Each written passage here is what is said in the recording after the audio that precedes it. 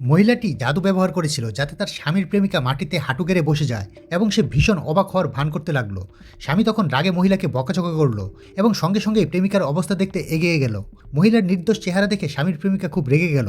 এই মহিলার উপর প্রতিশোধ নেওয়ার জন্য স্বামীর নির্মম প্রেমিকা এক ওয়েটারের সঙ্গে মিলে তার জন্য এক ফাঁদ পাতল। যখন তারা দেখলো যে মহিলা শ্যাম্পেন খেয়ে নিয়েছে, তখন ওয়েটার ইচ্ছে করে তার কাপড়ে দাগ লাগিয়ে দিল। ওয়েটার মহিলার কাছে ক্ষমা চাওয়ার ভান করলো এবং তাকে কাপড় পাল্টানোর অজুহাতে নিয়ে গেল বাইরে। তাদের ষড়যন্ত্র সফল হতে দেখে স্বামীর প্রেমিকা ও তার মা খুব গর্ব অনুভব করলো। তারা মহিলার ইজ্জত নষ্ট করতে চাইছিল। এরপর ওয়েটার মহিলাকে ওয়াশরুমে নিয়ে গেল এবং কাপড় আনার অজুহাতে সেখান থেকে চলে গেল। আসলে ওয়েটার দুজন ভয়ঙ্কর শক্তিশালী মানুষকে ডেকে এনেছিল।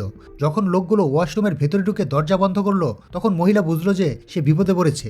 1 ঘন্টা পর যখন স্বামী হল করে মহিলাকে দেখতে পেল না, তখন প্রেমিকার কাছ থেকে জানতে পারলো যে সে ওয়াশরুমে গেছে। সে অন্য অতিথিদের কাছ থেকেও শুনলো যে ওয়াশরুমে ভীষণ কিছু লজ্জাজনক ঘটনা ঘটেছে। প্রেমিকা পরামর্শ দিল যে হয়তো তার স্ত্রী ভেতরে থাকতে পারে। তাই লোকটি ঘাবড়ে গিয়ে ওয়াশরুমের দিকে দৌড় দিল। ওয়াশরুমের দরজায় ভেতর থেকে কিছু শব্দ শোনা গেল এবং বুঝলো যে সেখানে 2জন লোক ছিল। অতিথিদের ব্যঙ্গ ভরা কথায় মহিলার বাবার সঙ্গে সঙ্গে লজ্জা লাগলো। স্বামী দ্রুত দরজায় ধাক্কা দিতে শুরু করলো এবং মহিলাকে বাইরে আসতে বলল।